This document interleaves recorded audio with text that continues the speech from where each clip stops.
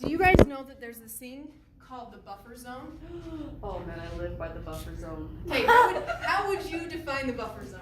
Well, I don't know if this is exactly what you were thinking of, but I think of it in terms of like gas in the car and money in the bank. I like to have a wide buffer zone before I hit crisis. Yeah. Okay. So, there's It's a big bubble. there's an equal amount of good things trying to get into our lives and an equal amount of bad things that are trying to get into our lives. How do we know that? Probably because God is good. Yes. Yes. Love that answer. And so when we, however, because you guys wrote down the things you hate that drive you nuts, right? Right? And so for us, we tend to expect the negative. We tend to go, we have a buffer zone. We have this, I need enough gas in my car because what if this happens? I need enough money in the bank because what if this happens? I need to put pillows at the bottom of the stairs because what if my kid falls down the stairs? Oh my gosh, now I have to do that. Don't! We assume all of these bad negative things all the time. For me,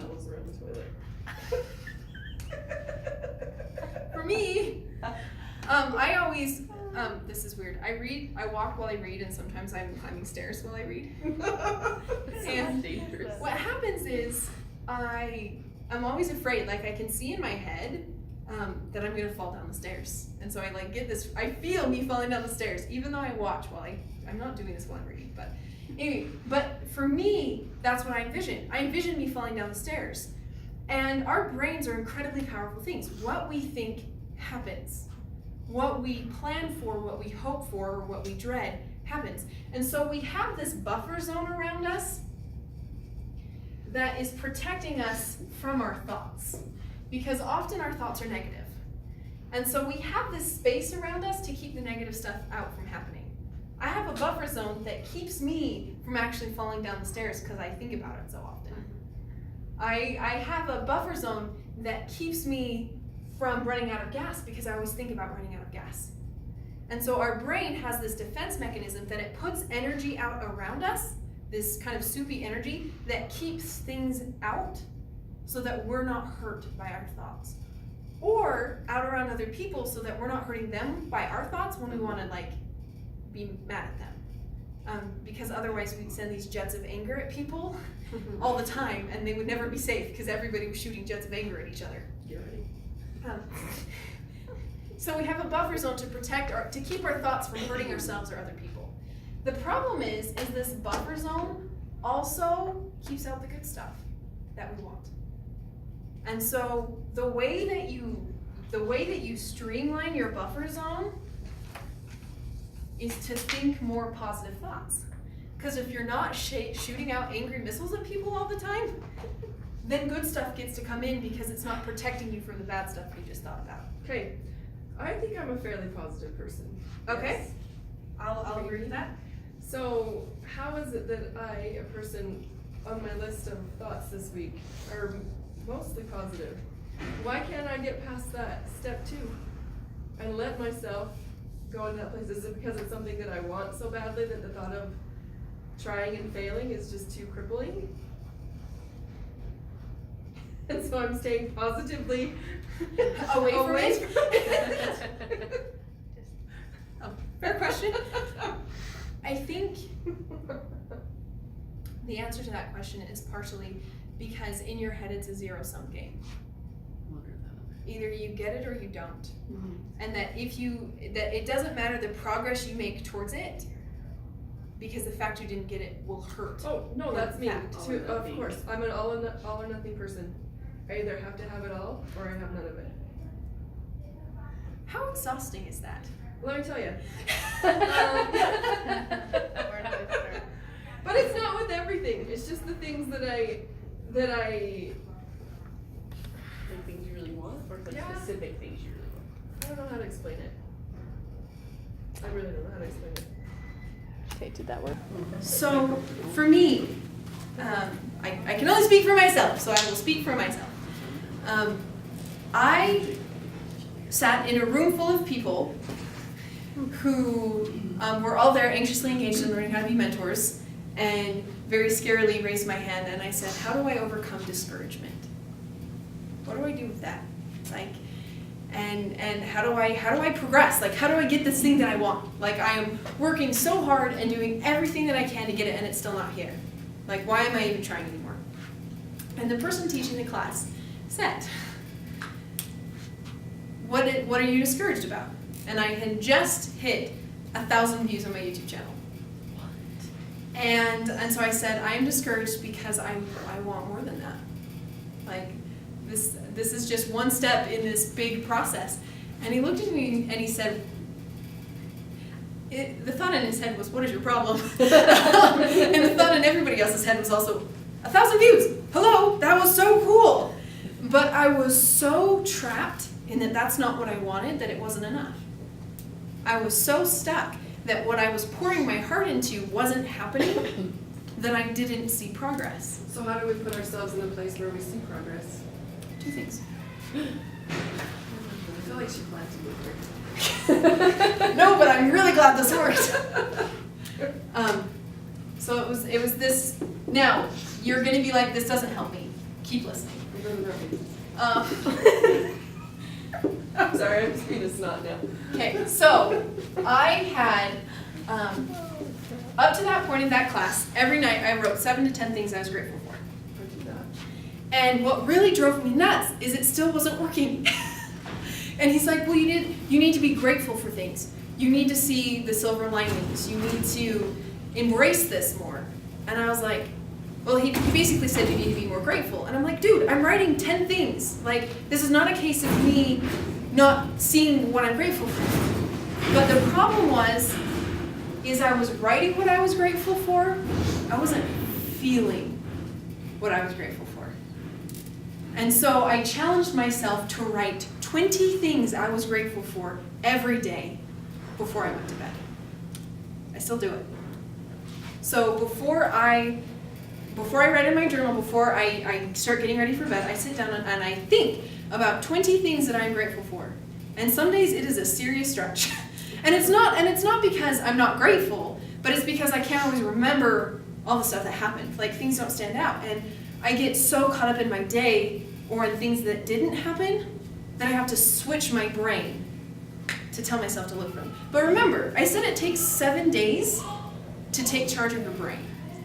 And so you look in the mirror, you literally look in the mirror and you say, stop trash talking me, we're getting this. Like, you legitimately call yourself to repentance and you say, see? I'm not talking to myself though. Yeah, but this time you need to talk to yourself. It takes 7 days to take charge of your brain, and so you have to figure out the direction you want to go. You say out loud the direction you want to go. You think about the direction you want to go. And then you are writing, I am grateful because. So you write for what it is you're grateful for. So for me, I wrote down, I'm grateful I didn't have to scrape the windows on my car. Because I was really grateful because I was already late. And so I told myself that story. I wrote, I am grateful that I didn't have to scrape the windows on my car because I had a lot of stuff I had to carry to work. I was already late, and I am grateful that I was able to get to work sort of on time. Because as you fill in the because, you invite yourself to feel. You invite yourself to actually take part in this dialogue you're having with yourself.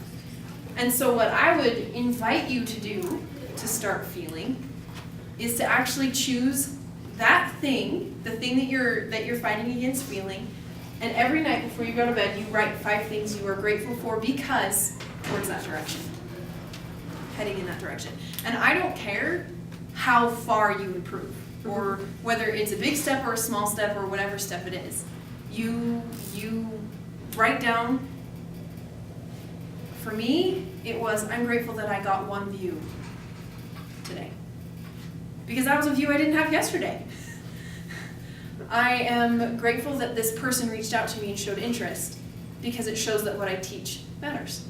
What if it's something that's not easily measured, like views on the channel or number of people that show interest in something? What if it's something that just in your mind, I don't know, like I don't know how to I am grateful I learned this new, I had this epiphany today. I am grateful that I read. All day then. Yep. 'Cause Yep. I will forget. So you write, you actually take a moment and you write down. For me now, it's, I am grateful that I had this new understanding that I've never had before. I'm grateful I was able to apply this new idea I'd never been able to apply in the same way before. And you close your eyes and you imagine yourself building this bridge to where you want to go. And for everything that you're grateful for every step, whether it's in a millimeter step or a mile step, you imagine yourself building a bridge, getting you to where you want to go. And you see that you go closer. So in our brain, I'm going to try really hard to, that sort of brain. So, I think that's a little small, but we're trying. The person who actually knows anatomy in here is a little sad, but that's fine. They're not eating it. Okay. So, inside of our brains, there are synapses. So there are roads that get us places. And these thoughts that we travel often are built on stories about ourselves. We're just this way because. This memory happened, and so I'm this way because. I uncovered one this week, actually, and you guys are going to laugh. I struggle eating donuts because of a memory from when I was 13. As in you eat too many or not enough?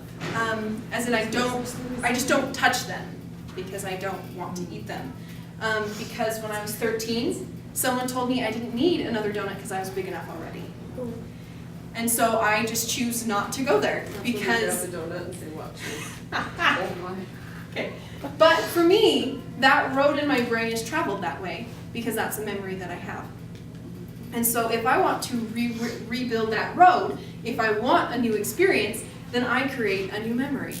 And I create that new memory with a declaration that's very specific.